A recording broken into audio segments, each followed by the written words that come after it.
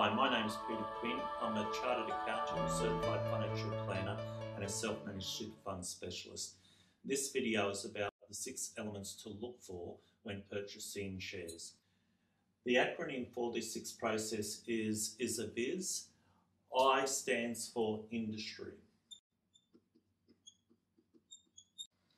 We're looking at companies that are price makers, not price takers. So essentially we're steering away from resource stocks because resource stocks are affected by the market price of that particular resource. For example, if the price of iron ore in the States goes down tonight, then the value of those companies that export iron ore will go down on the ASX tomorrow morning.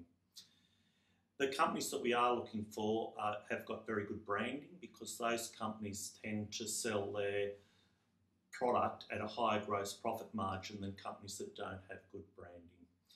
The next aspect is size. Security of capital is critical, so we're looking at companies that are valued at over $1 billion. On the ASX 200, all of those 200 companies will be worth over $1 billion, and as I said, we're looking at companies that can weather any financial storm.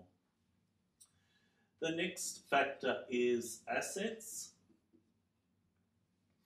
We're looking here at the quality of the assets on the balance sheet. There's normally 2 types of assets on a balance sheet. They're tangible assets and intangible assets. Tangible assets include things like cash, land and buildings, plant and equipment, debtors, stock. Intangible assets are things like goodwill, patents, trademarks, web development, those type of things. So ideally we're looking at more tangible assets than we are intangible assets. The 4th factor is debt. All companies tend to have debts, but what we're looking at is the ratio of debts to the total assets of the company. We don't want to invest in a company that's laden by debts. And what we mean by that is if the company's got more than 50% of its assets represented by debt, that's too high for us. The 5th aspect is investment return.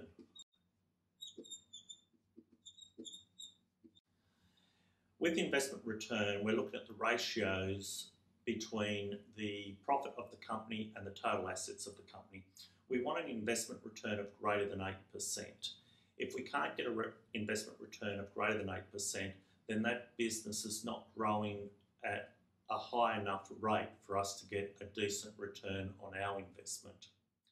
The final step is valuation.